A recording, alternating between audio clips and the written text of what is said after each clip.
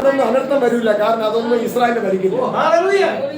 അത് യാക്കോബിന് ഭരിക്കില്ലെന്ന്. ഭരിക്കാൻ കാരണം ഇവർ ദൈവത്തിന്റെ വചനം തള്ളിക്കളഞ്ഞുകൊണ്ടാണ്. ഇല്ലെങ്കിൽ യാതൊരു ആയുധം ഭരിക്കില്ല. ദൈവജനത്തിന് എതിരായി ഉണ്ടാക്കുന്ന ഒരായുധവും ഭരിക്കില്ല. Praise the Lord. സ്തോത്രം. ഒരു മാസ പ്രാർത്ഥനയ്ക്ക് ഒരു മാസം വിളിച്ചാൽ, അല്ലെങ്കിൽ 4 ദിവസം ആണെങ്കിൽ 8 വരെ വിളിക്കുമല്ലോ അല്ലേ? 2 സെക്ഷനായിട്ട് 8 വരെ വിളിക്കും. 8 പേരും കൂടെ ഒന്ന് 8 രീതിയിൽ പ്രസംഗിക്കും. ഇവിടെ ഇരിക്കുന്ന ജനം ഒന്നുമില്ലാതെ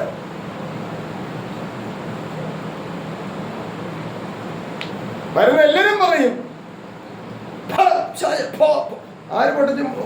ആരും ശാസിച്ചിട്ട് പോയില്ലേ? 8 പേര് കഴിഞ്ഞ് 9ാമത് ഒരാള് പിന്നെ ഇവിടുത്തെ പാസ്റ്റർ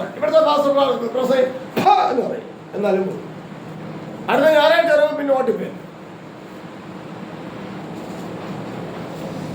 സ്തോത്രം. ശാസിക്കും നല്ലതാ, ഓട്ടിക്കും നല്ലതാ. പക്ഷെ പോയിട്ട് വേറെ 7 ഭൂതത്തെ കൊണ്ട് തിരിച്ചു കൊണ്ടുപോകും. തിരിച്ചു വരുമ്പോ ഇവിടെ കയറി പാർക്കാതിരിക്കണമെങ്കിൽ വചനം നിറഞ്ഞു നിൽക്കണം. ഹൃദയമാകുന്ന ആലയത്തില് വചനം നിറഞ്ഞു നിന്നാൽ ഇത് പോയിട്ട് വരുമ്പോൾ ഇവിടെ കയറി പാർക്കാൻ പറ്റില്ല, ഇടമില്ല.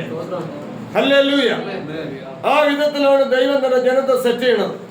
ദൈവം തന്നെ ജനത്തെ പരിപാലിക്കുന്നത്. ദൈവം തന്നെ ജനത്തെ അവൻ സംരക്ഷിക്കുന്നത്. ഹല്ലേലൂയ. സത്യാവസ്ഥയിൽ നമ്മൾ തിരിച്ചറിഞ്ഞാൽ സത്യം നമ്മെ സ്വതന്ത്രം.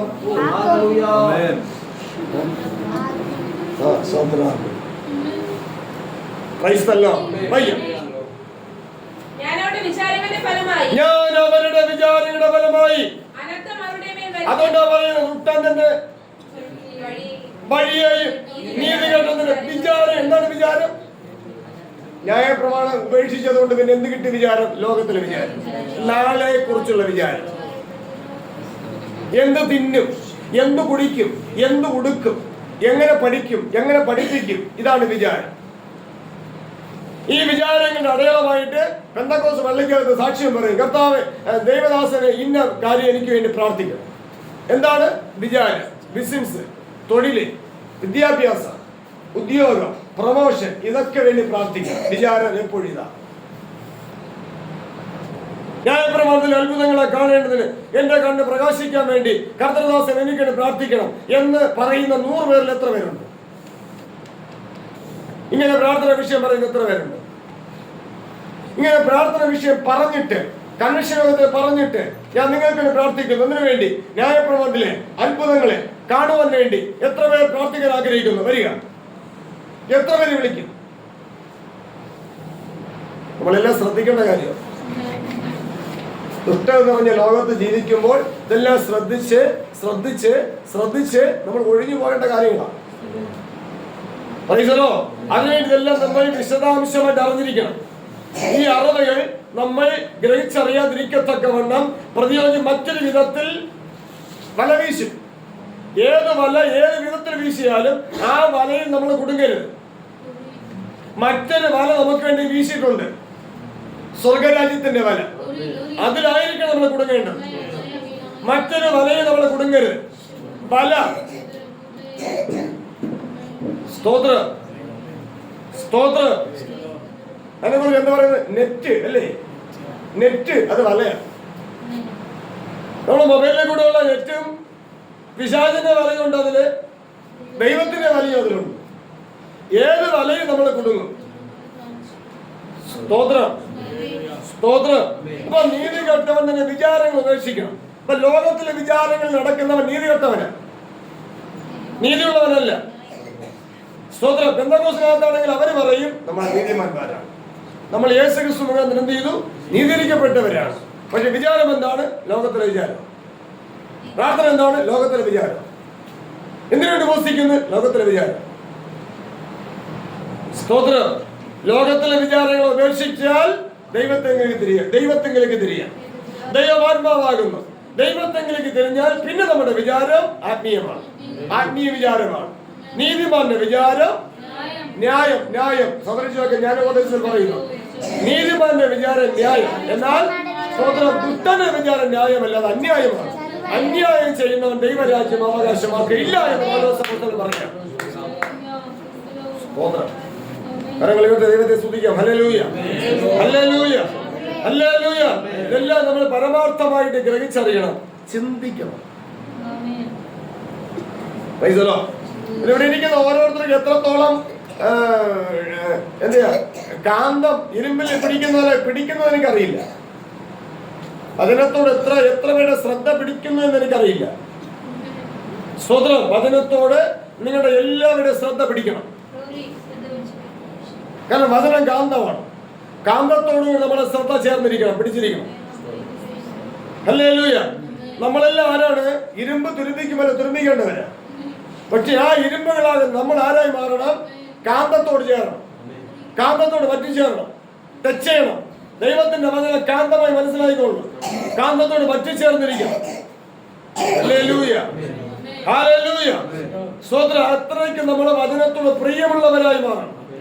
അതിനിടയ്ക്ക് നമ്മൾ പ്രാർത്ഥിക്കേണ്ട ആവശ്യമാണ്, വ്യക്തിപരമായിട്ട് പ്രാർത്ഥിക്കേണ്ട ആവശ്യമാണ്. സ്തോത്രം. അപ്പോൾ ഇവിടെ പറയുന്നത് ദുഷ്ടൻ തന്റെ വഴിയെയും നീതികെട്ടതിന്റെ വിചാരങ്ങളെയും ഉപേക്ഷിക്കണം. ഉപേക്ഷിച്ചാൽ ദൈവത്തെങ്കിലും തിരിയാൻ പറ്റും. ഭൗതിക അനുഗ്രഹത്തിന് പ്രാർത്ഥന വെച്ചുകൊണ്ട് ദൈവത്തെങ്കിലും തിരിയാൻ പറ്റില്ല. ഭൗതിക അനുഗ്രഹത്തിന്റെ പ്രസംഗവുമായിട്ട് ദൈവത്തെങ്കിലും തിരിയാൻ പറ്റില്ല. ഭൗതികമായ അനുഗ്രഹത്തിന്റെ വിശ്വാസം കൊണ്ട് ദൈവത്തെങ്കിലും തിരിയാൻ പറ്റില്ല. അവർ എങ്ങോട്ട് തിരിഞ്ഞിരിക്കുന്നു? അവർ തിരിഞ്ഞിരിക്കുന്നത് ഈ ലോകത്തിലെ ദൈവത്തെങ്കിലേക്കാണ്. ഈ ലോകത്തിന് ദൈവത്തെങ്കിലേക്ക് തിരിഞ്ഞുകൊണ്ട് അവർ പറയുന്നു, ദൈവം എന്നോട് കരുണ കാണിക്കും, ദൈവം എന്നോട് കരുണ കാണിച്ചു. കരുണ കാണിച്ചത് കൊണ്ടാണ് ഇന്നും ഞാൻ ജീവിച്ചിരിക്കുന്നത്.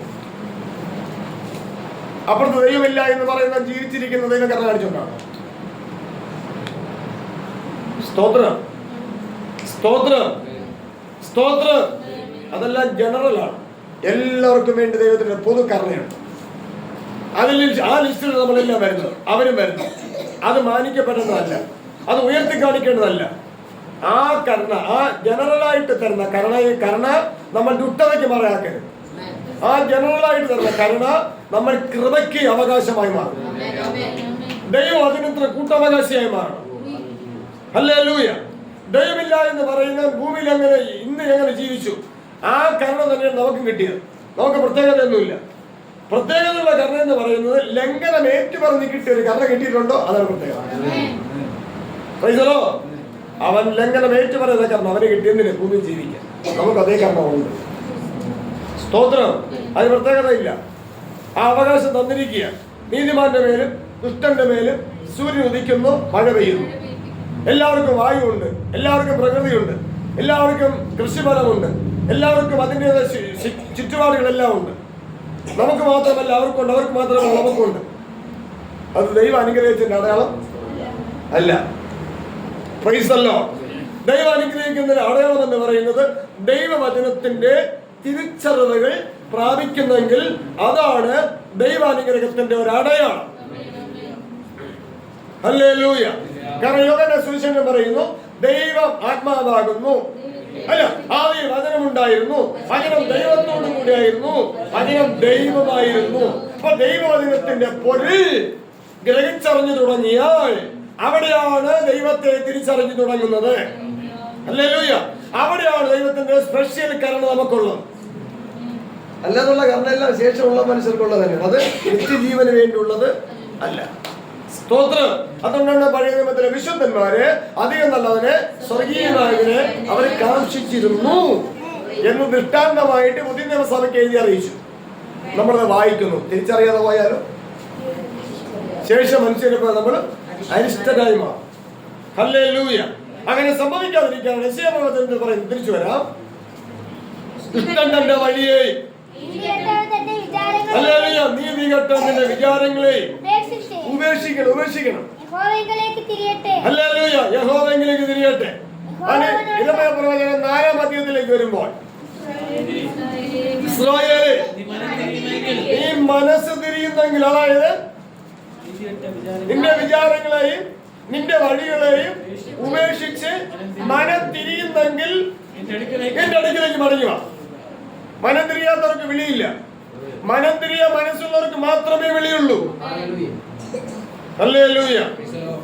തന്റെ സ്വഭാവങ്ങൾക്ക് മാറ്റം വരുത്താൻ മനസ്സുണ്ടോ അവർക്ക് മാത്രമേ ദൈവവിളിയുള്ളൂ. ഇല്ലാത്തവർക്ക് ദൈവവിളിയില്ല. കൂട്ടാനേക്ക് പറഞ്ഞ എല്ലാവർക്കും ദൈവവിളിയൊന്നുമില്ല. കൺവെൻഷൻ പറഞ്ഞ എല്ലാവർക്കും ദൈവവിളിയില്ല. ഈ സ്വഭാവം ഏറ്റെടുക്കാൻ മനസ്സുണ്ടെങ്കിൽ അവർക്ക് വിളിയുണ്ട്, അവർക്ക് ദൈവവിളിയുണ്ട്. ആ വിളി ഒരു അത്ഭുത വിളിയാണ്. സ്തോത്രം. അന്ധകാരത്തിൽ നിന്നുള്ള അത്ഭുത പ്രകാശത്തിലേക്കുള്ള വിളിയാണ്. പക്ഷേ മനസ്സ് തിരിയണം. മനസ്സ് വയ്ക്കാൻ നമ്മൾ മനസ്സ് പുതുക്കണം. സ്തോത്രം. അതിന് ഭാര്യ തടസ്സമാണ്, ഭർത്താവ് തടസ്സമാണ്, മക്കൾ തടസ്സം, ഒരു തടസ്സവുമില്ല. അവരുടെ മനസ്സ് തിരിക്കാൻ ഒരു തടസ്സവുമില്ല. ഇനി ഏറെ പറഞ്ഞാൽ ഈ രാജ്യത്തിന്റെ നിയമം അനുസരിച്ച് വ്യക്തി സ്വാതന്ത്ര്യമുണ്ട്. എന്തിന്? ഒരാളെ കൊല്ലാനല്ല, കൊല്ലാതിരിക്കാൻ. ഒരാൾ നശിപ്പിക്കാനല്ല, നശിപ്പിക്കാതിരിക്കാൻ എന്ന് പറയും പോലെ ആരാധനയ്ക്ക് പങ്കെടുക്കാൻ വ്യക്തി സ്വാതന്ത്ര്യമാണ്. പ്രത്യേകിച്ചും കേരളത്തിലുണ്ട്. വചനം ആത്മീയമായിട്ട് പഠിക്കാൻ വ്യക്തി സ്വാതന്ത്ര്യം ഇവിടെ ഉണ്ട്. Hallelujah, hallelujah. ഉദാഹരണമായിട്ട് കഴിഞ്ഞ മുമ്പത്തെ കൂട്ടായ്മയ്ക്ക് വരുമ്പോൾ ആമേ സ്തോത്രം, ഇവിടെ അവിടെ കൂടി ഇങ്ങനെ വരുമ്പോൾ അവിടെ ചെക്കിങ് അവിടെ കൈ കാണിച്ച് നിർത്തി. നമ്മളെ ഡ്രസ്സൊക്കെ കണ്ടപ്പോൾ പോകാൻ പറഞ്ഞു. പക്ഷേ യു പിയിലോ അങ്ങോട്ടൊക്കെയാണെങ്കിൽ ഈ ഡ്രസ്സ് കൊണ്ടുപോയാൽ പിടിച്ചു നിർത്തി അകത്തും. പക്ഷെ കഞ്ചാവ് കൊണ്ടുപോയാലോ വിടും. ഇവിടെയാണെങ്കിൽ പിടിച്ചാത്തിനും നമ്മളെ പോലുള്ളവരെ വിടും. അവിടെയാണെങ്കിലോ കഞ്ചാവ് കൊണ്ടുപോയാൽ, കള്ളക്കടത്ത് കൊണ്ടുപോയാൽ അവരെ വിടും. നമ്മളെ പോലുള്ളവരകത്താണ്. അപ്പോൾ അത്രയ്ക്കും നന്മയ്ക്ക് വേണ്ടിയുള്ള വ്യക്തി സ്വാതന്ത്ര്യത്തിന് വേണ്ടി നമുക്ക് ഇവിടെ അവകാശമുണ്ട്, അധികാരമുണ്ട്. അതിന് നമ്മൾ എന്ത് ചെയ്യണം? പ്രയോജനപ്പെടുത്തണം. അതിന് ദുർവിനിയോഗം ചെയ്യരുത്. അതുകൊണ്ട് സത്യം അറിയുന്നതിന് ഭാര്യ തടസ്സമല്ല, സത്യം അറിയുന്നതിന് ഭർത്താവ് തടസ്സമല്ല, മക്കൾ തടസ്സമല്ല, മാതാപിതാക്കൾ തടസ്സമല്ല. ഹല്ലേലൂയ. അവരവർക്ക് തടസ്സമായി മാറരുത്. അവരവർക്ക് തടസ്സമായി മാറരുത്, ഇടർച്ചയായി മാറരുത്. അതുകൊണ്ട് എന്ത് ചെയ്യണം? അവരവർ മനം തിരിയാൻ മനസ്സുവയ്ക്കണം. Praise the Lord. ഹല്ലേലൂയ. ഇസ്രായേലേ, മനം തിരിയുമെങ്കിൽ എന്റെ അടുക്കലേക്ക് മടങ്ങി വന്നു കൊള്ളുക എന്ന് യഹോവയായ ദൈവത്തിന്റെ അരുളപ്പാട്. Price the Lord. നീ അമേരിക്കയിൽ പോകുമെന്നല്ല ദൈവത്തിന്റെ അരുളപ്പാട്. നീ ഇന്നടുത്ത് പോയി ഇന്ന രീതിയിൽ നീ ആയിരിക്കുമെന്നല്ല ദൈവത്തിന്റെ അരുളപ്പാട്. ഇന്നത്തെ പ്രവചനം അതാണ്. അതൊക്കെ ഈ ലോകത്തിന്റെ ദൈവത്തിന്റെ പ്രവചനങ്ങളാണ്. ആ പ്രവചനം കള്ളപ്രവചനം എന്നാണ് ദൈവാത്മ പറയുന്നു. ഹല്ലേലൂയ.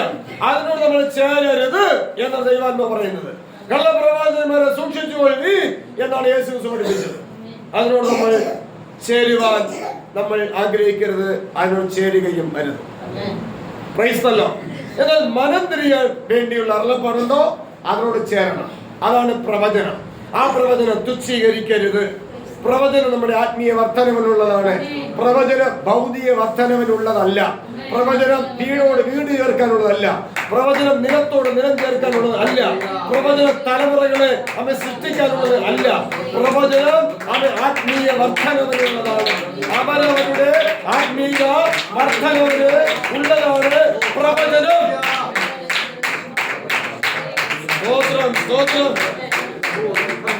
ഇതെല്ലാം നമ്മളെ ഗ്രഹിച്ചറിയാൻ മനസ്സ് പുതുക്കിയാൽ ദൈവാത്മാവ് നമുക്ക് വേണ്ടി ഇടപെട്ടുകൊണ്ടിരിക്കും. ഇല്ലെങ്കിൽ ദൈവാത്മാവ് ദുഃഖിച്ച് മാറി നിൽക്കും. നമ്മുടെ മനസ്സ് മാറുന്നതനുസരിച്ച് ദൈവാത്മാവ് നമ്മൾ ഇടപെടും. തിരിച്ചു മാറുന്നതനുസരിച്ച് ദൈവാത്മാവ് മാറും. ദൈവാത്മാവ് മാറിയാൽ ദുഷ്ടാത്മാവ് നമ്മുടെ സമീപത്ത്. ഹല്ലേലൂയ. അല്ലേ? യേശുക്രിസ്തുവിന്റെ അടുക്കൽ അങ്ങനെയാണല്ലോ. കർത്താവിനെ പരീക്ഷകനെ ശാസിച്ചു. അവൻ പോയപ്പോൾ ആരും വന്നു? ദൂതന്മാരെ വന്ന് ശുശ്രൂഷിച്ചു. അപ്പൊ ഒന്ന് പോയാലും ഒന്ന് വരുള്ളൂ. നമ്മുടെ തീരുമാനമാണ്. യേശുക്രിസ്തു ഇപ്പൊ സാത്താൻ എന്ന് പറഞ്ഞാൽ അത് പോയി. ദൂതന്മാര് വന്ന് ശുശ്രൂഷിച്ചു. അപ്പോൾ സാത്താന്റെ പ്രവൃത്തി എന്താണ് നമ്മൾ അറിഞ്ഞാൽ അത് നമ്മൾ ഉപേക്ഷിക്കും. ഉപേക്ഷിച്ചാൽ ദൈവത്തിന്റെ ദൂതന്മാർ നമ്മളെ ശുശ്രൂഷിക്കും. Praise the Lord. Praise the Lord. അതിനെക്കുറിച്ച് എബ്രായ ലേഖനം പറയുന്നത് സേവകാത്മാക്കൾ എന്നാണ്. സ്തോത്രം. രക്ഷിക്കപ്പെടുവാൻ ഉള്ളവർക്ക് വേണ്ടി അയക്കപ്പെട്ട സേവകാത്മാക്കൾ. ഹല്ലേലൂയ. ഒന്ന് വായിച്ചു വരാം. എബ്രായ ലേഖനം 1-ാം അധ്യായം 13-ാം വാക്യം. ഞാൻ നിന്റെ ശത്രുക്കളെ നിനക്ക് പാദപീഠമാക്കുവോളം നീ എന്റെ വലതുഭാഗത്തിരിക്കാം എന്ന് ദൂതന്മാരോട് ആരോടെങ്കിലും പറഞ്ഞിട്ടുണ്ടോ? എപ്പോഴെങ്കിലും ദൂതന്മാരൊക്കെ രക്ഷ പ്രാപിക്കാനുള്ളവരുടെ ശുശ്രൂഷയ്ക്കായിട്ട് അയക്കപ്പെടുന്ന പ്രൈസല്ലോ, പ്രൈസല്ലോ.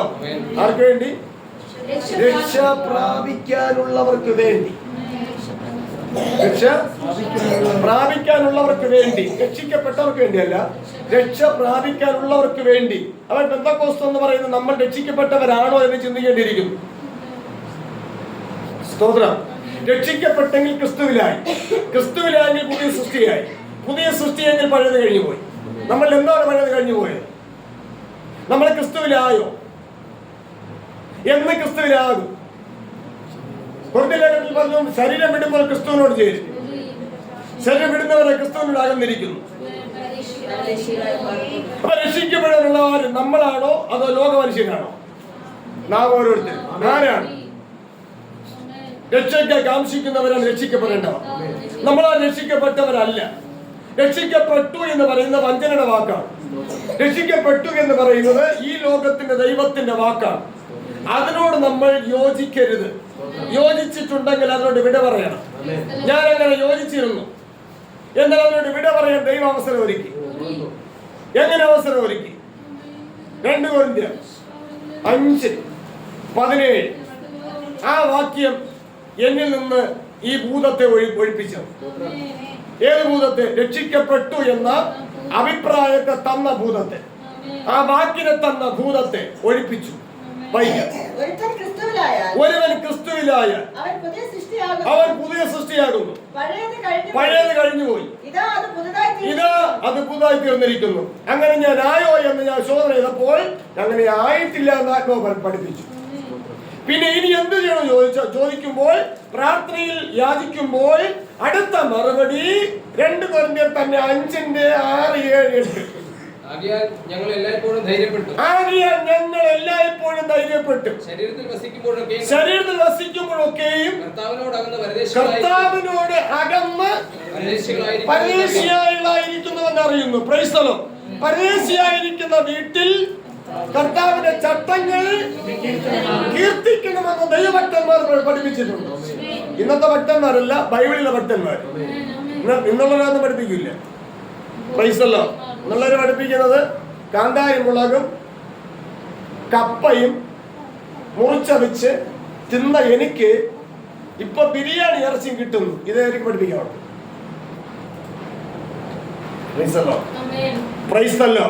അല്ലാതെ കർത്താവിലേക്ക് തിരിഞ്ഞപ്പോൾ എന്ത് ആത്മീയത ഉണ്ടായിരുന്നു, ഇന്നത്തെ ആത്മീയതയുടെ പുരോഗതി എന്ത്, ഇത് പഠിപ്പിക്കാൻ ആർക്കെങ്കിലും ഉണ്ടോ? സാമ്പത്തിക കാര്യം പഠിപ്പിക്കാൻ ആൾക്കാർക്കുണ്ട്. അന്ന് 5 പൈസ വരുമാനം, ഇന്ന് 5000 രൂപ വരുമാനം. ഇത് പഠിപ്പിക്കാവുള്ളൂ. അന്ന് ചാണകം ഒഴിയ തറയിലാണ് കിടന്നത്, ഇന്ന് പാറപ്പുറത്ത് കിടക്കുന്നു, മാർബിളിൽ കിടക്കുന്നു. ഇതൊക്കെ പറയാവർക്കുണ്ട്. ഇതൊക്കെ എവിടെ നിന്ന്? ഇതൊക്കെ ഈ ലോകത്തിന്റെ ദൈവത്തിന്റെ അനുഗ്രഹമല്ലേ? അതാണോ സാക്ഷ്യം? പൈസല്ലോ. അതൊക്കെ അവരവരുടെ സമ്പദ്ഘടന അനുസരിച്ചല്ലേ ഉണ്ടായത്. പ്രാർത്ഥന കൊണ്ടുണ്ടായതാണ്. കരങ്ങളിലത്തെ ദൈവത്തെ സ്തുതിക്കാം. Hallelujah, hallelujah. ഓ, പരദേശിയെ പാർക്കുന്ന വീട്ടിൽ കർത്താവിനെ ചട്ടങ്ങളെ കീർത്തിച്ചല്ലെങ്കിൽ ശരീരം വിടുമ്പോൾ കർത്താവിനോട് ചേരില്ല. വായിക്കാം. കേട്ടില്ല. ആകയാൽ ഞങ്ങൾ എല്ലായ്പ്പോഴും അധൈര്യപ്പെട്ടെന്നല്ല, ധൈര്യപ്പെട്ടു. ശരീരത്തിൽ വസിക്കുമ്പോഴൊക്കെയും കർത്താവിനോട് അടുത്തല്ല, അകന്ന് പരദേശികളായിരിക്കുന്നുവെന്ന് അവരെ കുറിച്ച് അറിയുന്നു. ഈ അറിവ് എനിക്ക് ഇല്ലാതിരുന്നപ്പോൾ ഞാൻ പറഞ്ഞു രക്ഷിക്കപ്പെട്ടു, ക്രിസ്തുവിനോട് ചേർന്നെന്ന് പറഞ്ഞു. തിരുവചനം എന്നെ പഠിപ്പിച്ചു, ഗ്രഹിപ്പിച്ചു. ഞാൻ ക്രിസ്തുവിനോട് ചേർന്നിട്ടില്ല, കാരണം ഞാൻ ശരീരത്തിലിരിക്കുക.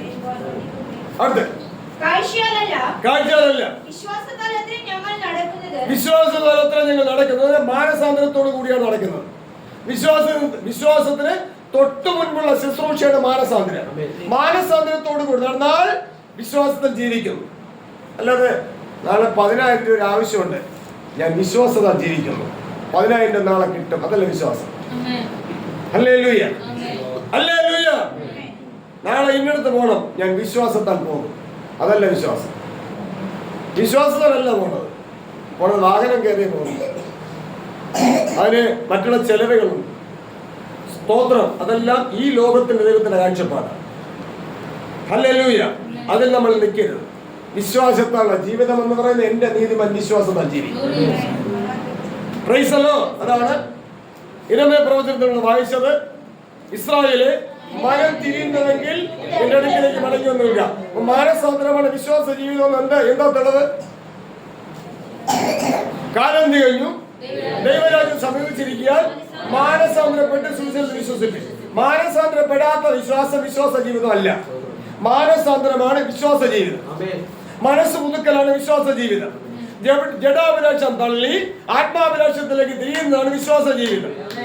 ജഡീയ ചിന്ത തള്ളി ആത്മീയ ചിന്തയിലേക്ക് ജീവിക്കുന്നതാണ് വിശ്വാസ ജീവിതം.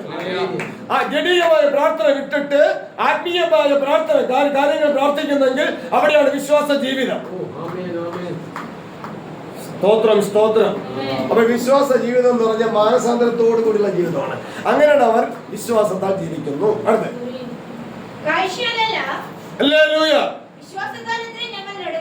സ്തോത്രം. അവിടെ അതങ്ങനെയൊക്കെ പറയാം. അതങ്ങനെ ശരിയാണ്, ഒപ്പിക്കാൻ പറ്റുമോ? കറക്റ്റ് ആണോ? വിശ്വാസത്തോടു കൂടി ജീവിതം എന്ന് പറഞ്ഞാൽ മാനസാന്തരത്തോടു കൂടിയ ജീവിതമാണ് വിശ്വാസ ജീവിതം. ഉറപ്പിക്കാൻ സ്തോത്രം. മനുഷ്യ ബുദ്ധിയിൽ ഉറപ്പിക്കാൻ പറ്റില്ല, പക്ഷേ ദൈവിക ബുദ്ധിയിൽ ഉറപ്പിച്ചേ പറ്റത്തുള്ളൂ. ഹല്ലേലൂയ. ഞങ്ങൾ നടക്കുന്നത് ഇങ്ങനെ ഞങ്ങൾ ധൈര്യപ്പെട്ട് ശരീരം വിട്ട് കർത്താവിനോട് കൂടെ വസിപ്പാൻ.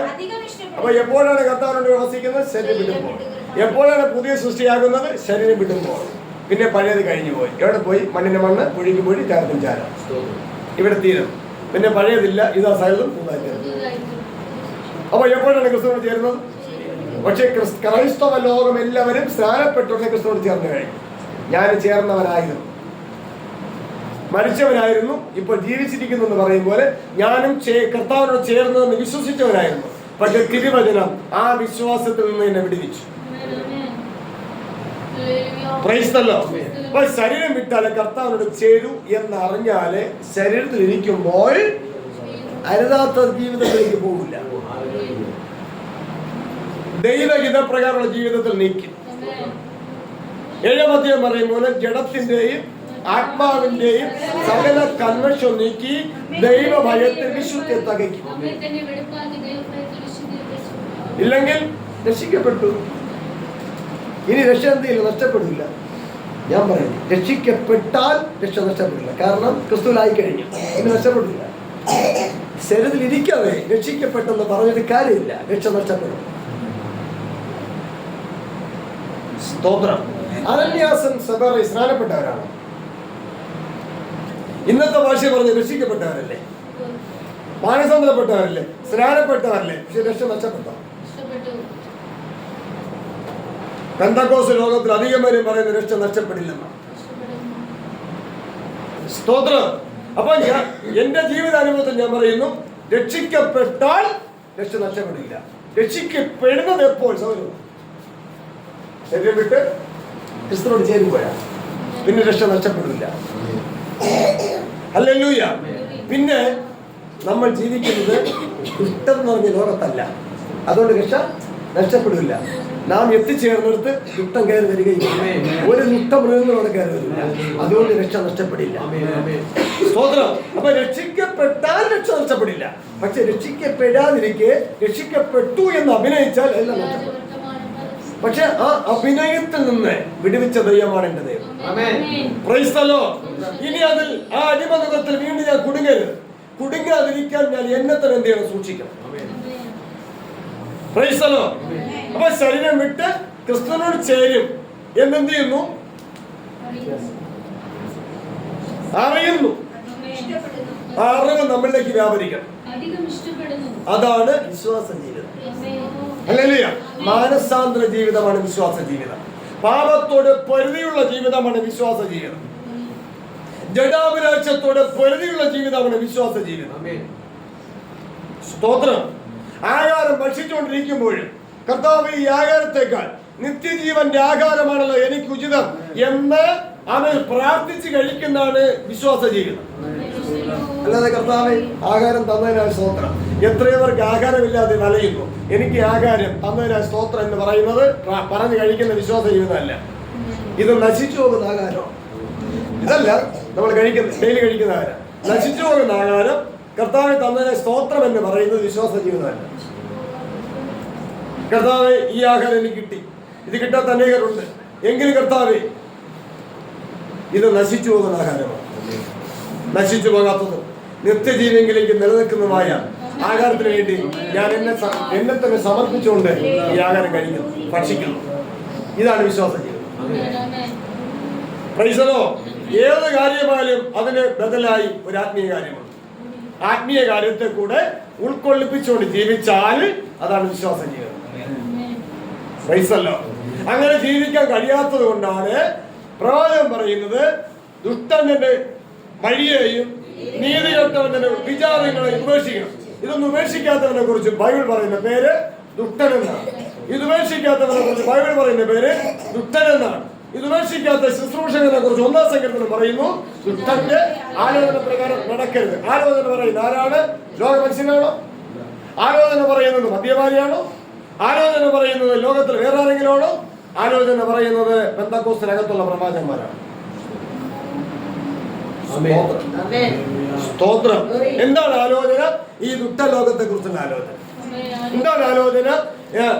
ദൈവം കാണിക്കുന്നു നിനക്കൊരു കാർ വരാൻ പോകുന്നു, ദൈവം കാണിക്കുന്നു നിനക്കൊരു ജോലി കിട്ടാൻ പോകുന്നു, ദൈവം കാണിക്കുന്നു നിനക്കൊരു വിവാഹം നടക്കാൻ പോകുന്നു, ദൈവം കാണിക്കുന്നു നിനക്കൊരു വീട് കിട്ടാൻ പോകുന്നു. ഇതെല്ലാം ദുഷ്ടന്റെ ആലോചനയാണ്, കള്ളപ്രവചനമാണ്.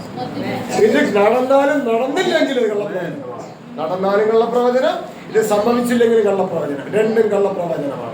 രണ്ടിനോട് നമ്മൾ യോജിക്കരുത്, ഇതിനോട് ചേരുകയും വരും. Price the Lord, praise the Lord, praise the Lord. ഇന്ന് വീട് ലോകത്തിൽ പാർക്കാനില്ലെങ്കിലും ചില വർഷങ്ങൾ കഴിയുമ്പോൾ നമുക്ക് വീട് കിട്ടും. ലോകത്തന്നെ കിട്ടും, സർക്കാർ വഴി കിട്ടിക്കൊണ്ടിരിക്കും. സ്തോത്രം. പക്ഷെ നിത്യവീട് കിട്ടില്ല, നിത്യവീട് കിട്ടില്ല, പിതാവിന്റെ ഭവനം കിട്ടില്ല. അത് കിട്ടണമെങ്കിൽ പ്രാർത്ഥിക്കണം, അതിനെക്കുറിച്ച് ദൂത് പറയണം, അതിനെക്കുറിച്ച് ആലോചന പറയണം. അതാണ് അത്യുന്നതന്റെ ആലോചന. ഹല്ലേലൂയ. അതുകൊണ്ട് പറയുന്നു ദുഷ്ടൻ തന്റെ വഴിയെ നീതികെട്ടവന്റെ വിചാരങ്ങളെ ഉപേക്ഷിക്കണം.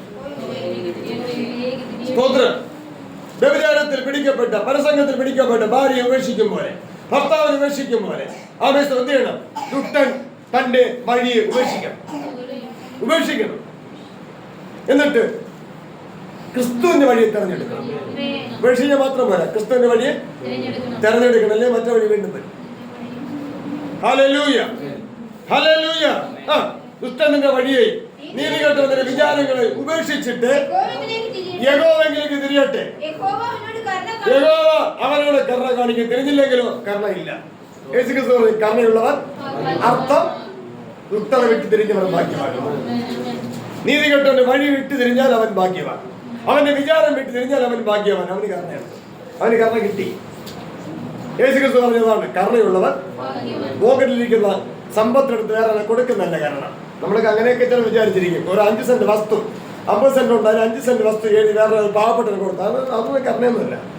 കൊടുത്തെങ്കിൽ തിരിച്ചടി പിന്നെ കിട്ടും, പിന്നീട് കിട്ടിക്കൊടുക്കും. സ്തോത്രം. കൊടുക്കേണ്ടതല്ല പറയുന്നത്, കൊടുത്തിട്ടുണ്ടെങ്കിൽ തിരിച്ചടി കിട്ടിയില്ല. കരങ്ങളിൽ സ്തുതിക്കാം. Hallelujah, hallelujah, hallelujah. അതിനെക്കുറിച്ച് നാട്ടുഭാഷ പറയുന്നത് പാത്രം അറിഞ്ഞ് ഭിക്ഷ ഇടുന്നു, എന്നാൽ തിരിച്ചടി കിട്ടില്ല. പാത്രം അറിയാതെ അനേകർ ഭിക്ഷ ഇടുന്നത് അവർ തിരിച്ചടി കിട്ടിയിരിക്കും, യാതൊരു സംശയം. സ്തോത്രം. നമ്മൾ ആർക്കും അങ്ങനെ സംഭവിക്കരുത്. സംഭവിച്ചിട്ടുണ്ടെങ്കിൽ അതിനെല്ലാം നമ്മൾ പ്രായശ്ചിത്തം കണ്ടെത്തണം. അതിനുവേണ്ടി കർത്തൃസേനയിൽ താഴണം, വിനയപ്പെടണം, തിരുവചനത്തിലേക്ക് നമ്മുടെ ശ്രദ്ധ തിരിക്കണം. വയ്യ, നമ്മുടെ ദൈവത്തിങ്കിലേക്ക് തിരിയട്ടെ. ദൈവം ധാരാളം ക്ഷമിക്കും. Price the Lord. നിന്റെ പാപം, നമ്മുടെ പാപം എത്ര കടും ചുവപ്പായിരുന്നാലും അത് ഹിമം പോലെ വെളുക്കും. വെളുക്കണമെങ്കിൽ തിരിയേണ്ടടുത്ത് തിരിയണം. ചുമ്മാ വെളുക്കൂല കേട്ടോ, വിശ്വസിച്ചാൽ വെളുക്കൂല. തിരിയേണ്ടടുത്ത് തിരിഞ്ഞാലേ വെളുക്കുള്ളൂ. അനേകര് പറയുന്ന അങ്ങനെയൊന്നുമില്ല, അത് വെളുക്കും. കർത്താവ് വെളുപ്പിക്കും, കർത്താവ് ക്ഷമിക്കും. കർത്താവ് നമുക്ക് ക്ഷമിച്ചതില്ലേ? ഭയങ്കര വിശ്വാസം എല്ലായിരിക്കും. യഥാർത്ഥത്തിൽ കർത്താവ് ക്ഷമിച്ചു തന്നോ? തന്നിട്ടില്ല. എന്ന് തരും. ശരീരം വിടുന്നത് വരെ വിശ്വസ്തനാണെങ്കിൽ ക്ഷമപൂർണ്ണം. ശരീരം വിടുന്നതിനകത്ത് എന്തെങ്കിലും പ്രശ്നം ഉണ്ടാക്കിയാൽ ഒരു നീതിയും നമുക്ക് കണക്കിടില്ല. പൂർണ്ണമായിട്ട് പാപത്തിന്റെ ദാസനായിട്ട് നമുക്ക് കണക്കിടും. സ്തോത്രം. ശരീരം വിടുന്നത് വരെ വിശ്വസ്തരാണോ? പാപത്തെ ഏറ്റുപറയുന്നവരാണോ? സഹോദരങ്ങളുടെ പാപങ്ങളെ ഏറ്റുപറയുന്നവരാണോ? സഹോദരങ്ങളോട് പാപം ചെയ്തെങ്കിൽ അവരുടെ പാപം ഏറ്റുപറയുന്നവരാണോ? ഭർത്താവിനോട് പാപം ചെയ്തെങ്കിൽ ഭർത്താവിന്റെ പാപം ഏറ്റുപറയുന്നവരാണോ? ഭാര്യയോട് പാപം ചെയ്തെങ്കിൽ ഭാര്യയോട് പാപം ഏറ്റുപറയുന്നവരാണോ? എങ്കിലും ക്ഷമിക്കുന്നു. അതിപ്പോ ക്ഷമയില്ല. ഇപ്പൊ ക്ഷമിക്കാം എന്ന വാക്ക് തരും. പക്ഷെ ക്ഷമിക്കുന്നത് ശരീരം വിടുമ്പോൾ മാത്രം. സ്തോത്രം. അത് കണക്കിടുന്നത് ന്യായാസനത്തിന് മുമ്പിൽ വന്നതിന് ശേഷമാണ്. അന്ന് പറയും, ഇപ്പോൾ ക്രിസ്ത്യൻസിൽ ഉള്ളവർക്ക് ഒരു ശിക്ഷാവധിയും ഇല്ല. ക്ലോസ് ചെയ്തു. അവരെ ശിക്ഷാവധി ക്ലോസ് ചെയ്തു. അവർക്കില്ല. കാരണം അവർ പാപമോചനത്തിന് വേണ്ടിയാണ് കർത്താവിനെ വിളിച്ചത്. അവർ പാപമോചനത്തിന് വേണ്ടിയാണ് ക്രിസ്തുവിനോട് ചേരുക സ്നാനമേറ്റത്. വീട് കിട്ടാനും സ്വത്ത് കിട്ടാനല്ല. ഹല്ലേലൂയ. അങ്ങനെ തിരിച്ചറിവിന്റെ അനുഭവത്തോടു കൂടി നാം യാത്ര ചെയ്യാൻ മനസ്സുണ്ടോ? ദൈവം നമ്മെ വിളിക്കുകയാണ്. വായിക്കാം. തിരിയട്ടെ. ദൈവം ധാരാളമായി ക്ഷമിക്കും. പിന്നെ തിരിഞ്ഞിട്ട് വീണ്ടും തിരികെ അടിയും കിട്ടും. അതിന്റെ ദൃഷ്ടാന്തമാണ് ഇസ്രായേലിന്റെ അടി കിട്ടിയിട്ടുള്ളത്. ഇന്നും കിട്ടിക്കൊണ്ടിരിക്കണം, നാളെ കിട്ടാനുണ്ടോ? മറുതലിച്ചതിന് അടി കിട്ടിയതിന്റെ അടയാളമാണ്. അത് നമുക്ക് ദൃഷ്ടാന്തമാണ്. നാം ആയാലും മനം തിരിഞ്ഞിട്ട് വീണ്ടും തിരിച്ചു പോകണമെങ്കിൽ കലപ്പയ്ക്ക് കൈവച്ച ശേഷം പുറകോട്ട് നോക്കുന്നവൻ ദൈവരാജ്യത്തിന് കൊള്ളാകുന്നവനല്ല എന്ന് പറയുന്ന പോലെ തന്നെയാണ്. അടി ഉറപ്പാ. ശിക്ഷ നിരസിച്ചാൽ രക്ഷ നഷ്ടപ്പെടും. സ്തോത്രം. പിന്നെ അങ്ങോട്ട് പ്രവേശിക്കാനേ കഴിയില്ല. കർത്താവെ എന്ന് വിളിക്കാം, അത്രയേ ഉള്ളൂ. Price the Lord. അതുകൊണ്ട് നമുക്ക് പറ്റുന്ന കുറ്റങ്ങൾക്ക് ഒരു ശിക്ഷ ഉണ്ട്. ശിക്ഷ നമ്മൾ ഒരിക്കലും നിരസിക്കരുത്. ശിക്ഷയോടുകൂടെ നീക്കുപോക്കുണ്ട്. നീക്കുപോക്ക് വേണമോ? ശിക്ഷ സഹിക്കണം. കർത്താവിന് ശിക്ഷ നിരസിക്കരുത്. കർത്താവിന് ശിക്ഷ സഹിക്കണം. ദുഷ്ടൻ ശിക്ഷിച്ചാൽ പോ എന്ന് പറയണം. ദുഷ്ടൻ നമ്മളെ ശിക്ഷിക്കാൻ അനുവാദമില്ല. പിശാചിന് നമ്മളെ ശിക്ഷിപ്പാൻ അനുവാദമില്ല. ഹല്ലേലൂയ. കർത്താവ് ശിക്ഷിച്ചാൽ അതിനെ നിരസിക്കുകയും ചെയ്യരുത്. കരങ്ങൾ ഉയർത്തി ദൈവത്തെ സ്തുതിക്കാം. ഹല്ലേലൂയ. ഹല്ലേലൂയ. വായിക്കാം. എന്റെ വിചാരം നിങ്ങൾ ആത്മീയമായി നന്നാവണമെന്നാണ്. നിങ്ങളുടെ വിചാരം നിങ്ങൾ ഭൗതികമായി നന്നാവണമെന്നാണ്. നമ്മെക്കുറിച്ചുള്ള ദൈവത്തിന്റെ വിചാരം നമ്മുടെ ഗൂഢ മനുഷ്യൻ പുഷ്ടിപ്പെടണമെന്നാണ്. നമുക്ക് നമ്മെക്കുറിച്ചുള്ള വിചാരം നമ്മുടെ പുറത്തെ മനുഷ്യൻ പുഷ്ടിപ്പെടണമെന്നാണ്. അല്ലേ? പ്രവചനം അങ്ങനെയാണല്ലോ. ഇന്നത്തെ പ്രവാചകന്മാർ. Price the Lord. നമ്മുടെ വിചാരം സാമ്പത്തികമായി നമ്മൾ വളരണമെന്നാണ്. പക്ഷെ ദൈവത്തിന് നമ്മളെ കുറിച്ചുള്ള വിചാരം വിശ്വാസത്തിൽ സമ്പന്നനാകണമെന്നാണ്. ഹല്ലേലൂയ. അതാണ് നമ്മളെ കുറിച്ചുള്ള ദൈവത്തിന്റെ വിചാരവും നമ്മളെ കുറിച്ചുള്ള നമ്മുടെ വിചാരം രണ്ടാണ്. കരങ്ങളെ ഉയർത്തി ദൈവത്തെ സ്തുതിക്കാം. ഹല്ലേലൂയ. ഇതൊക്കെ തിരിച്ചറിയുമ്പോൾ നമുക്ക് മനസ്സ് പുതുക്കാതിരിക്കാൻ പറ്റുമോ? മനസ്സ് പുതുക്കാതിരിക്കാൻ തോന്നുമോ? മനസ്സ് പുതുക്കാൻ തോന്നിയ പറ്റണം. സ്തോത്രം.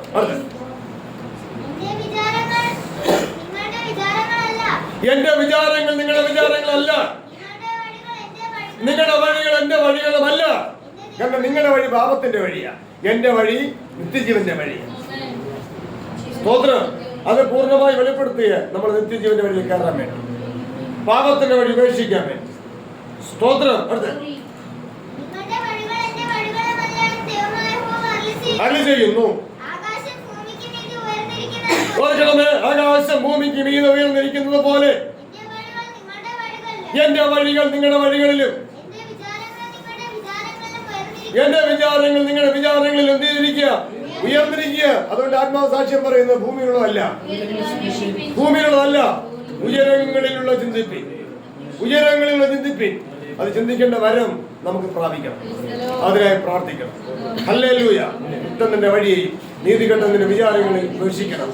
യഹോവയിലേക്ക് തിരിയണം. നമ്മുടെ വിചാരമല്ല ദൈവത്തിന്റെ വിചാരം, നമ്മുടെ ചിന്തകളല്ല ദൈവത്തിന്റെ ചിന്ത, നമ്മുടെ ആഗ്രഹമല്ല ദൈവത്തിന്റെ ആഗ്രഹം. നമ്മുടെ ആഗ്രഹം നശിച്ചു പോകുന്നത്, ദൈവത്തിന്റെ ആഗ്രഹം നശിച്ചു പോകാത്ത ദൈവത്തിന്റെ ആഗ്രഹത്തിലേക്ക് നമുക്ക് മനസ്സ് കൊടുക്കണം. നമ്മുടെ മനസ്സും ക്രിസ്തുവിന്റെ മനസ്സും ഏകീഭവിക്കണം. അതിനുവേണ്ടി നമ്മൾ മനസ്സ് കൊടുക്കണം. മനസ്സ് പുതുക്കമാണ് വിശ്വാസ ജീവിതം. ആകെ ദുഷ്ടന്റെ വഴിയെയും നീതികെട്ടവന്റെ വിചാരങ്ങളെയും ഉപേക്ഷിക്കണം. യഹോവയെങ്കിലേക്ക് തിരിയണം. തിരിയണമെങ്കിൽ നമുക്ക് കഴിയൊക്കെ തിരിയാൻ നമ്മളെ കൊണ്ട് കഴിയില്ല. നമ്മളെ കൊണ്ട് ആർക്കും കഴിയില്ല. മനുഷ്യനെ കൊണ്ട് അസാധ്യം. പക്ഷെ ദൈവത്തെ ഹല്ലേലൂയ. തിരിയേണ്ട മാർഗം എനിക്ക് ഒരല്പം കിട്ടും, ഈ സഹോദരൻ ഒരല്പം കിട്ടും, ഈ സഹോദരൻ അല്പം കൂടെ കിട്ടും, ആ സഹോദരൻ അല്പം കിട്ടും. അങ്ങനെ ഓരോരുത്തർക്ക് അല്പച്ച കൊടുക്കും. ഈ സഹോദര ബന്ധം നിലനിർത്തി ആ സഹോദരങ്ങൾക്ക് ഉപകരണം ഞാൻ പ്രാപിക്കാനും എന്നിൽ പറഞ്ഞ് അങ്ങോട്ട് പ്രാപിക്കാനും നമ്മൾ മനസ്സ് വെച്ചാൽ സാധിക്കും. അവിടെയാണ് കാണുന്ന സഹോദരനെ സ്നേഹിക്കാത്തവർക്ക് കാണാത്ത ദൈവത്തെ എങ്ങനെ സ്നേഹിക്കാൻ കഴിയും? കാണുന്ന സഹോദരൻ എന്ന് പറഞ്ഞാൽ ലോകത്തിൽ ഇന്ത്യ എന്റെ രാജ്യമാണ്. ഇന്ത്യയിലുള്ള എല്ലാവരും എന്റെ സഹോദരി സഹോദരന്മാരാണ്. ആ സഹോദരി ബന്ധമല്ല, എന്റെ പിതാവിന്റെ ഇഷ്ടം ചെയ്യാൻ മനസ്സ് വയ്ക്കുന്നവരത്രേ എന്റെ സഹോദരങ്ങൾ. അങ്ങനെയുള്ളവരിൽ ദൈവം അല്പച്ച പകർന്നു കൊടുക്കും. അല്പത്തിൽ വിശ്വസ്തൻ ആണെങ്കിൽ അധികം അവർക്ക് ലഭിക്കും. അത് സഹോദരങ്ങൾ തമ്മിൽ പകർന്നെടുക്കണം. നാം എല്ലാം ക്രിസ്തുവിന്റെ ശരീരത്തിന്റെ അവയവങ്ങൾ അല്ലേ? അങ്ങനെ ക്രിസ്തുവിന്റെ ശരീരത്തിന്റെ അവയവങ്ങളാകുന്ന നമ്മളിൽ ഓരോരുത്തരിലുമുള്ള ആത്മീയ വരങ്ങൾ തമ്മിൽ പകർന്ന് പ്രാപിക്കണം. അതുകൊണ്ട് ഒറ്റയ്ക്ക് ഒരു മനുഷ്യന് കഴിയില്ല. കൂട്ടുബന്ധം എപ്പോഴും വേണം, സഹോദര ബന്ധം എപ്പോഴും വേണം. എങ്കിൽ മാത്രമേ ഈ കഴിവ് നമുക്ക് ലഭിക്കത്തുള്ളൂ. ഏത് കഴിവ്? ദുഷ്ടൻ തന്റെ ദുഷ്ടത വിട്ട് തിരിയേണ്ട കഴിവ്, നീതികെട്ടവന്റെ വിചാരങ്ങൾ വിട്ടുപേക്ഷിക്കേണ്ട കഴിവ്, യഹോവയെങ്കിലേക്ക് തിരിയേണ്ട കഴിവ് ഒറ്റയ്ക്ക് പ്രാപിക്കാൻ കഴിയില്ല. അങ്ങനെ ആരും വിചാരിക്കണം. പ്രവാചകൻ പറയും, സഹോദരി അല്ലെങ്കിൽ സഹോദര, നീ ധൈര്യമായിരിക്കുക, ദൈവം നിന്നോട് കൂടെ ഉണ്ട്.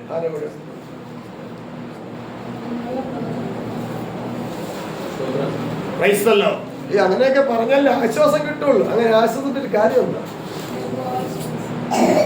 പറയണം, സഹോദര നിന്റെ കൂടെ ദൈവം വേണോ? ഇന്നാലെ കൂടെ നീ ചേരണം. സഹോദരൻ നിന്റെ കൂടെ ദൈവം വേണോ? ഇന്നാലെ കൂടെ നീ നിൽക്കണം. അങ്ങനെ സഹോദര ബന്ധമില്ലാത്ത ഒരു വ്യക്തിയോട് ദൈവം കാണുമെന്ന് ഉറപ്പിക്കണം. ദുഷ്ടനെ ഉറപ്പിക്കല്ലേ?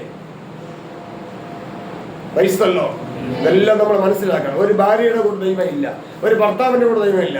ദൈവം ഉണ്ടാകണോ? ഭാര്യയും ഭർത്താവും ഐകമത്യപ്പെടും. സ്തോത്രം. ഭാര്യയും ഭർത്താവും കൂടെ സഹോദരമായിട്ട് ഒരുമിച്ച് ഐക്യപ്പെടും. ഹല്ലേലൂയ. അപ്പൊ ഇങ്ങനെ ഐകമത്യം വരുന്ന അനുസരിച്ചാണ് ദൈവ സാന്നിധ്യം ഓരോരുത്തരിലേക്ക് വ്യാപരിക്കുന്നത്. അല്ലാതെ വ്യാപരിക്കുന്ന ആരും വിചാരിക്കേണ്ട വ്യാപരിക്കില്ല എന്ന് പറയുന്നത് കൊണ്ട് ആർക്കും പ്രയാസം തോന്നുന്നെങ്കിൽ നേരിട്ട് പറയണം. പ്രൈസ്തല്ലോ. കാരണം ഒന്ന് പറയട്ടെ, എന്നോടൊപ്പം ദൈവ സാന്നിധ്യം ഉള്ളത് നിങ്ങളിൽ കൂടിയാണ് എന്നോടൊപ്പം ഉള്ളത്. നിങ്ങളെ ഞാൻ നിഷേധിച്ച് കളഞ്ഞാൽ എന്നിലുള്ള ദൈവ സാന്നിധ്യം ഇല്ല. പിന്നെ ഞാൻ ഏകനായി നിന്ദനായി പരദേശിയാണ്, ഒന്നുമില്ലായ്മയാണ്. ഹല്ലേലൂയ. ഇനി നിങ്ങൾ ആരും വിശ്വസ്തരല്ല, ഉപദേശത്തിന് ആഗ്രഹമുള്ളവരല്ല, എന്നാൽ നിങ്ങളോടൊപ്പം ഞാൻ നിൽക്കാൻ പാടില്ല. ഉപദേശത്തോട് ആഗ്രഹമുള്ളവരോടെ എനിക്ക് നിൽക്കാൻ പോകുള്ളൂ. അങ്ങനെ നിന്നാൽ മാത്രമേ എനിക്ക് ദൈവസാന്നിധ്യമുള്ളൂ, ഇല്ലെങ്കിലില്ല. സ്തോത്രം. അങ്ങനെ ദൈവസാന്നിധ്യ ആഗ്രഹമുള്ളവർ തമ്മിൽ എപ്പോഴും എന്ത് ചെയ്യണം? ബന്ധിക്കപ്പെട്ടിരിക്കണം, ബലപ്പെട്ടിരിക്കണം, ശക്തിപ്പെട്ടിരിക്കണം, ഒതുക്കം പ്രാപിച്ചിരിക്കണം. തമ്മിൽ അഭിപ്രായങ്ങൾ സംസാരിക്കണം. ഏതഭിപ്രായം? കുടുംബത്തിലെ കാര്യങ്ങളൊന്നുമല്ല, ദൈവവിഷയമായ കാര്യങ്ങൾ സംസാരിക്കണം. ആ ദൈവവിഷയമായ കാര്യങ്ങളിൽ കൂടെ കുടുംബ വിഷയങ്ങൾക്ക് പരിഹാരം വന്നുകൊണ്ടിരിക്കും. കുടുംബ വിഷയങ്ങൾ തമ്മിൽ ആരും പറയാൻ നിൽക്കരുത്. സ്തോത്രം. ദൈവ വിഷയങ്ങൾ തമ്മിൽ പറയുക. ദൈവ വിഷയം പറയുന്ന പകർച്ചയിൽ കൂടെ കുടുംബ വിഷയങ്ങൾക്ക് പരിഹാരം വന്നുകൊണ്ടിരിക്കും. ഹല്ലേലൂയ. നമുക്ക് എല്ലാവർക്കും നമ്മുടെ ജീവിതത്തിലെ അറിവില്ലായ്മകൾ, ആഭിചാരങ്ങളാണ്. ആ ആഭിചാരം നമ്മെ നശിപ്പിക്കാൻ കാരണമായി മാറും. അതിന് തുടക്കം നമ്മുടെ അറിവില്ലായ്മയാണ്. തിരുവെഴുത്തും ദൈവശക്തിയും അറിയാത്തത് കൊണ്ട് തെറ്റിപ്പോകും. അങ്ങനെയുള്ള തെറ്റല്ല നമുക്ക് വേണ്ടത്. അതിൽ നിന്നൊരു ശരി നമുക്ക് വേണം. ആ ശരിയിലേക്ക് നമ്മൾ യാത്ര ചെയ്യണം. യാത്ര ചെയ്യുവാൻ നമ്മുടെ മനസ്സ് പുതുക്കണം, നമ്മൾ മനസ്സ് വയ്ക്കണം, മനം തിരിയണം. അവിടെയാണ് വിശ്വാസ ജീവിതം. അതിനായി നമുക്ക് എല്ലാവർക്കും സമർപ്പിച്ച് പ്രാർത്ഥിക്കാം. എല്ലാവർക്കും മഹിളത്തോട്ട് കേട്ട വചനങ്ങളിൽ എത്രത്തോളം ഗ്രഹിക്കാൻ പറ്റി, എത്രത്തോളം ഗ്രഹിക്കാൻ സാധിച്ചു, എത്രത്തോളം ഗ്രഹിക്കാൻ സാധിച്ചില്ല, വിവേചിക്കണം, ചിന്തിക്കണം, ഗ്രഹിക്കണം, പ്രാർത്ഥിക്കണം. കർത്താവേ, അങ്ങയുടെ ജീവന്റെ വചനങ്ങളെ കേട്ട് ഗ്രഹിപ്പാൻ ഞാൻ എന്നെ തന്നെ സമർപ്പിക്കുന്നു. അത് ഗ്രഹിക്കുന്ന കാര്യത്തിൽ ഞാൻ പുറകോട്ട് പോകാതെ മുൻപോട്ട് വരുവാൻ എന്നെ സഹായിക്കണമേ എന്ന് കർത്താവിനോട് ചോദിച്ചാൽ എൻ്റെ സഹായം എവിടെ നിന്ന് വരും? എൻ്റെ സഹായം ആകാശത്തെയും ഭൂമിയെയും ഉണ്ടാക്കിയ ദൈവത്തിൽ നിന്ന് വരുന്നു. ഏത് സഹായം? Price the Lord. നമ്മുടെ ആത്മീയ തലത്തിൽ വളരുവാനുള്ള സഹായം, വളർത്തുവാനുള്ള സഹായം. Price the Lord. ആ സഹായകനാണ് നമ്മുടെ ദൈവം. Price the Lord. ആ സഹായകനാകുന്ന നമ്മുടെ ദൈവത്തിന്റെ സന്നിധിയിൽ നാം വിശുദ്ധരല്ല, നിഷ്കളങ്കർ അല്ല. ആകയാൽ വിശുദ്ധരും നിഷ്കളങ്കരും ആകേണ്ടതിന് സത്യവചനം നമ്മെ കേൾപ്പിക്കുന്നു. വിശുദ്ധരും നിഷ്കളങ്കരും ആകേണ്ടതിന് സത്യവചനം നമ്മെ ശ്രദ്ധിപ്പിക്കുന്നു. സത്യവചനം നമുക്ക് മനസ്സിലാക്കി തരുന്നു. അത് ദൈവത്തിന്റെ വലിയ കരുണയാണ്, ദൈവത്തിന്റെ വലിയ ദയയാണ്. നമ്മെ മാനസാന്തരത്തിലേക്ക് തിരിക്കുന്ന ദൈവത്തിന്റെ വലിയ ദയയുടെ ദൃഷ്ടാന്തമാണ്. അത് നമുക്ക് അറ്റുപോകാതിരിപ്പാൻ, പറ്റിപ്പോകാതിരിപ്പാൻ, ഒഴുകിപ്പോകാതിരിപ്പാൻ നമ്മെ തന്നെ താഴ്ത്തി പ്രാർത്ഥിക്കുന്നു. നാം ഓരോരുത്തരും മാത്രമല്ല, നമ്മുടെ കുടുംബങ്ങളിൽ ആരൊക്കെയുണ്ട്? ഭാര്യ, ഭർത്താവ്, മക്കള്, ശേഷിക്കുന്ന ഓരോ വ്യക്തികൾ ആരൊക്കെ വീടുകളിലുണ്ടോ അവരിലൊക്കെ ഇത് പകർന്ന് വ്യാപരിക്കണം, ഇത് പകർന്ന് വ്യാപരിക്കണം, ഇത് പകർന്ന് വ്യാപരിക്കണം. നമ്മുടെ സ്ഥലത്തിൽ നിന്ന് ഒരു സാധനം വാങ്ങിക്കൊണ്ട് പോകുന്നെങ്കിൽ നമ്മുടെ വീട്ടിലുള്ള എല്ലാവരും ഭക്ഷിക്കുന്ന പോലെ ഇവിടെ വന്ന് ദൈവജനം കേട്ടു പോകുന്നത് ഇത് വീട്ടിലുള്ള എല്ലാവരിലും വ്യാപരിക്കപ്പെടണം. നമ്മൾ ഉദ്ദേശിക്കാത്ത വിധത്തിൽ ദൈവജനം അവിടെ വ്യാപരിക്കപ്പെടണം. അന്ധകാര ശക്തികൾ നിർമൂലമാകണം, അത് ഉന്മൂലനാശമായി മാറണം. ദൈവ സാന്നിധ്യം ദർശനമായിട്ട്, വെളിപ്പാടുകളായിട്ട്, സ്വപ്നമായിട്ട് വെളിപ്പെടുവാൻ തക്കതായ ദൈവപ്രവൃത്തികൾക്കായി നമുക്ക് എല്ലാവരെയും സമർപ്പിച്ച് പ്രാർത്ഥിക്കാം. നമ്മെ പരിപാലിക്കാൻ, നമ്മെ സൂക്ഷിപ്പാൻ ആമേ സേവകാത്മാക്കളുടെ അവൻ നിയന്ത്രണമുണ്ട്. അത് നമ്മൾ ഒരിക്കലും വിട്ടുകളയരുത്, ഒരിക്കലും നമ്മൾ നറ്റുപോകരുത്. സേവകാത്മാക്കൾ ദൈവത്തിന്റെ ദൂതന്മാരാണ്. ആമേൻ ആമേൻ. ആ ദൈവത്തിന്റെ ദൂതന്മാരാകുന്ന സേവകാത്മാക്കൾ നമ്മുടെ ജീവിതത്തിൽ ഒരു തുണയായിരിക്കാൻ, സംരക്ഷകരായിരിക്കാൻ, കാവൽക്കാരായിരിക്കാൻ. ഹല്ലേലൂയ. അതിനായി നമുക്ക് എല്ലാവരും കേൾപ്പിച്ച് പ്രാർത്ഥിക്കാം. യേശു ക്രിസ്തുവിന്റെ വികാരമുള്ള നാമത്തില്.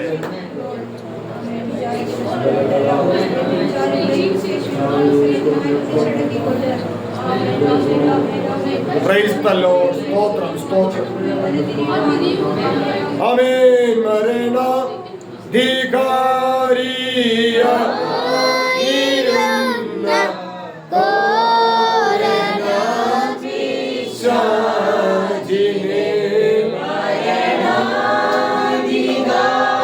എല്ലാവരും സമർപ്പിച്ചു.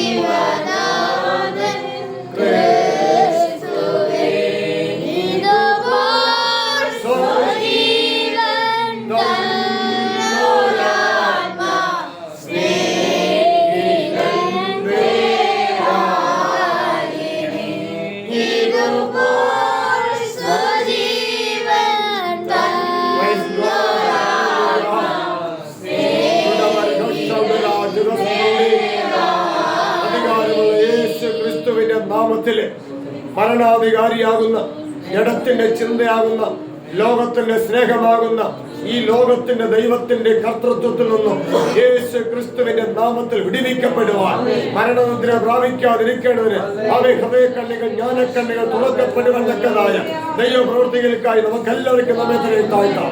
നമ്മുടെ കുടുംബങ്ങളിലുള്ളവർ, ബന്ധുക്കൾ, മിത്രങ്ങൾ, ചർച്ചക്കാർ, ഒരു കുളമ്പ് പോലെ ശേഷിക്കാത്ത സകലവരിലും ദൈവശക്തി വ്യാപരിക്കപ്പെടുവാനായി നമുക്കെല്ലാവർക്കും ഏൽപ്പിച്ച് പ്രാർത്ഥിക്കാം.